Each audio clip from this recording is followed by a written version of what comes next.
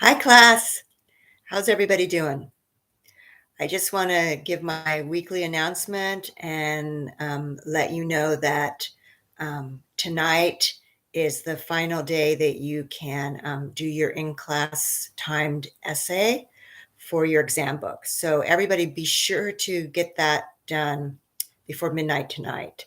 You have 3 hours to write the exam, and so just give yourself plenty of time to do that.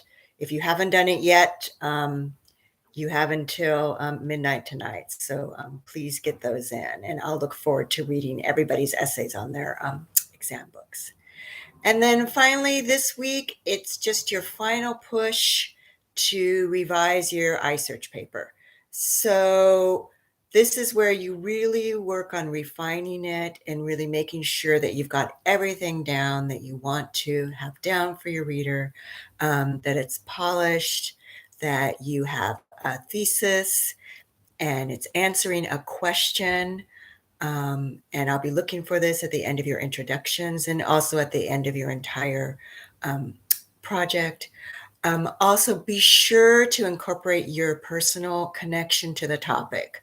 I really am going to be looking for this, and without this, you're not really fulfilling the assignment. So be sure to have that personal connection. That said, this is still a research paper. It's an academic paper, so it isn't a narrative essay.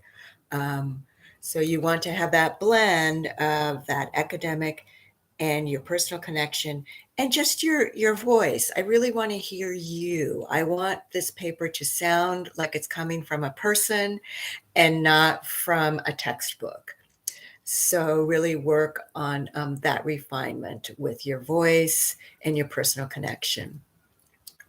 Next, just make sure that you have the structure that is necessary to convey your ideas to your reader. So you can use headings if you want to. You don't have to do this, but some of you have incorporated headings where you have a main heading and then you have subheadings. This is great, but you do not have to do this. You do need to have paragraphs. Each paragraph should have a topic sentence that connects back to your thesis statement, and your paragraph should be developed. You should have evidence in each paragraph. You should have analysis that explains that evidence to your reader and supports your topic sentence. So again, within this paper, it's complex, okay?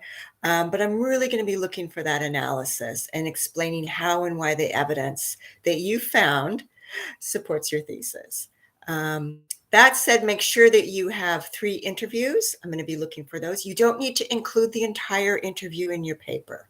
If you want to include the entire interview, you could attach that as an appendix at the end, but you don't need to. Select quotes out of those interviews that support your thesis statement and cite those as personal communications. Then finally, be sure to follow APA documentation and formatting. Cite all of your in-text citations with the author and year. If you use quotes, use the author, year, and page number. I'm really going to be looking for that in the final revision.